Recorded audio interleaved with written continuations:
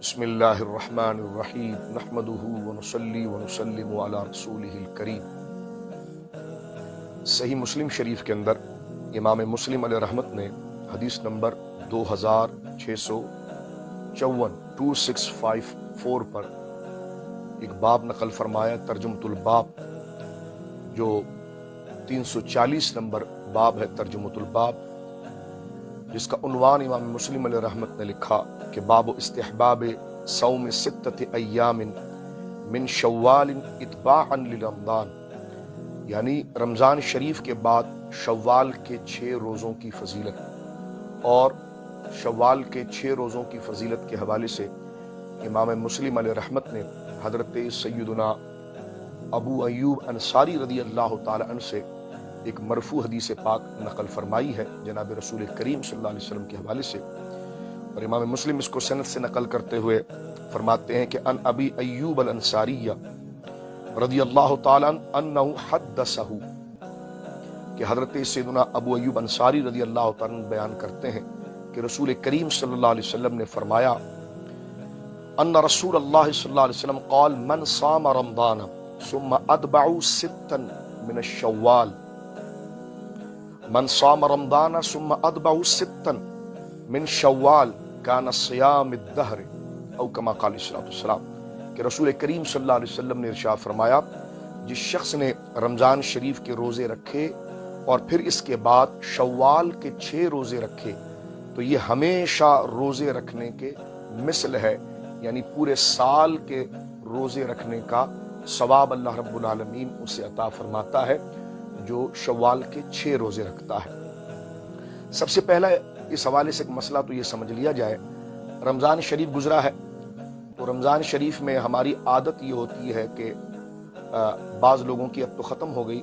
علماء کے بار بار کہنے کی وجہ سے، کہ جب تک اذان ہوتی رہتی، اذان جب تک نہ ہو تو کہتے ہیں جی سحری کرتے رہی، اور علماء بار بار اس بات کو ذکر کرتے ہیں کہ اذان کا تعلق جو ہے وہ سحری سے نہیں، بلکہ سحری تو اس وقت تک کی جاتی ہے جب رات کا وقت اپنے اختتام تک نہ پہنچے، اور نماز اذان فجر جو ہے، جو نماز کے لیے دی جاتی ہے اذان فجر، وہ صبح کے وقت ہوتی ہے، اس کا رات سے کوئی تعلق نہیں۔ تو لہذا جس طرح رمضان شریف میں ہم اس بات کا اہتمام کرتے ہیں کہ کیلنڈر کو دیکھ کر اپنے اپنے علاقوں کے اندر کہ سحری کے ختم ہونے کا انتہائی وقت، آخری وقت کیا ہے، تو شوال کے روزے بھی اگر ہم نے رکھنے ہیں تو ہم نے اذان فجر کا انتظار نہیں کرنا، ورنہ روزہ ہوگا ہی نہیں، کیونکہ وہ تو دن شروع ہو چکا ہے۔ تو جس طرح ہم رمضان شریف کے اندر باقاعدہ یہ اہتمام کرتے تھے کہ 4:05 یا 5:05 یا جو بھی آپ کے علاقے کے اندر وقت موجود ہے کہ سحری کا وقت کب ختم ہو رہا ہے، تو سحری کے وقت کے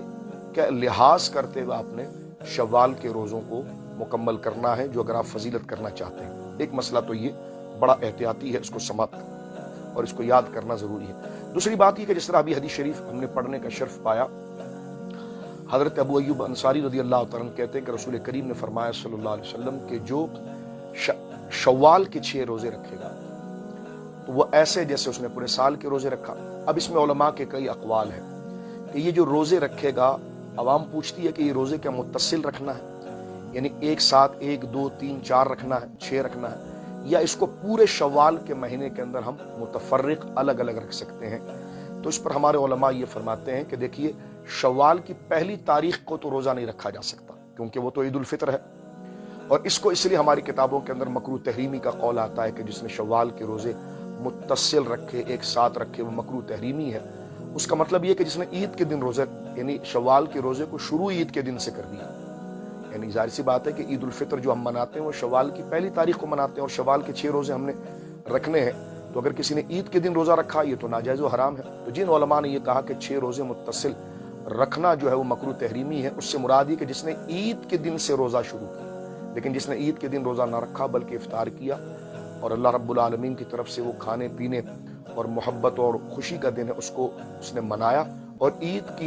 کا دن جب ختم ہوا تو 2 تاریخ سے اگر وہ روزہ رکھنا چاہے تو یہ فضیلتیں اس کے ساتھ ہے کہ 2 3 4 5 6 جو اپنی 6 کی تعداد وہ مکمل کرے، ایک بات۔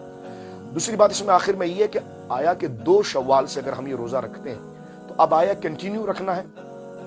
کہ 2 کو رکھا تو پھر 3 کو رکھا تو 4 کو رکھا. تو ہمارے علماء نے یہ رکھا ہے کہ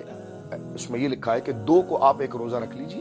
شوال کا جو روزہ آپ رکھتے ہیں شوال کی 2 تاریخ کو. اس کے بعد پورے مہینے کے اندر آپ اس کو متفرق رکھ سکتے ہیں. شوال کا پورا مہینہ آپ کے پاس ہے، اس میں آج ایک رکھا، پھر 2-4 دن کے بعد دوسرا رکھا. اس کو بھی علماء کرام نے مستحب لکھا ہے، جس طرح کہ علامہ طحطاوی علیہ رحمہ نے مراقی کے حاشیے پر اس بات کو لکھا ہے، اور صاحب در المختار نے بھی اس بات کو لکھا ہے. تو لہٰذا متفرق رکھنے کو بھی علماء نے مستحب قرار دیا ہے. لیکن 2 سے لے کر اگر آپ ترتیب کے ساتھ، یعنی عید کا دن چھوڑ کر، ایک شوال جو ہے اس کو چھوڑ کر، اس دن تو عید ہے، 2 کے بعد اگر آپ اس کو 6 کو متصل کرنا چاہتے ہیں تو وہ بھی جائز ہے. لیکن ہمارے اکثر فقہاء نے مستحب لکھا ہے کہ اس کو تھوڑا متفرق کر دیا جائے. تو میں ناظرین سے، دوستوں سے یہ عرض کرنا چاہوں گا کہ ضروری لازم نہیں ہے یہ، کیونکہ نفل روزے ہیں، پورے مہینے میں آپ کبھی بھی رکھ سکتے ہیں، کوئی لازم نہیں رمضان کی طرح کے ترتیب کے ساتھ رکھنا ہے. ایک خیال یہ ذہن سے نکال دیا جائے. بلکہ بعض ہمارے علماء نے یہ کہا ہے کہ جناب اس کو متفرق ہی رکھا جائے تاکہ اس کی فرضیت کا شائبہ پیدا نہ ہو. تو آخر میں عرضی خلاصہ کہ پورے شوال میں آپ یہ 6 روزے اپنے ان 30 دنوں کے اندر مکمل کر سکتے ہیں. اور علماء نے بڑی پیاری بات فرمایا کہ یہ پورے سال کا ثواب کیسے ہوگا. فرمایا کہ آپ دیکھیں کہ رمضان شریف کے 30 روزے ہو گئے اور شوال کے جو ہے وہ 6 روزے ہو گئے، 36 ہو گئے. اب پورے سال کے جو تقریباً 360 دن ہوتے ہیں، تو ایک روزہ جو ہے اس کا ثواب 10 گنا ہے. تو اب 36 روزوں کے ثواب کتنے ہو گئے؟ 360 گنا ہو گئے. لہٰذا اب اس کے اندر وہ تمام چیزیں آ گئی کہ چاند 29 کا یا 30 کا ہے، وہ کاؤنٹنگ اس کے ساتھ 360 دن کے اعتبار سے ثواب کی اللہ رب العالمین عطا فرماتا ہے. یہ امام نووی علیہ رحمت اور ہمارے دیگر فقہاء اور علماء نے لکھا ہے. دوست یہ سوال کر رہے تھے تو میں نے چاہا کہ مسئلہ آپ کی خدمت میں عرض کر دوں کہ سحری کا اہتمام کس طرح ہوگا اور روزے کس طرح رکھے جائیں گے. اللہ رب العالمین جل وعلا تمام کی عبادات کو اپنی بارگاہ میں قبول فرمائے اور ذوق عبادت اللہ ہمیں عطا فرمائے، اور محض اپنی رضا کے لیے اللہ رب العالمین ان کے شرائط کے ساتھ عبادات کو ادا کرنے کی احسن نیت کے ساتھ اور اخلاص کی توفیق عطا فرمائے. وآخر دعوانا الحمدللہ.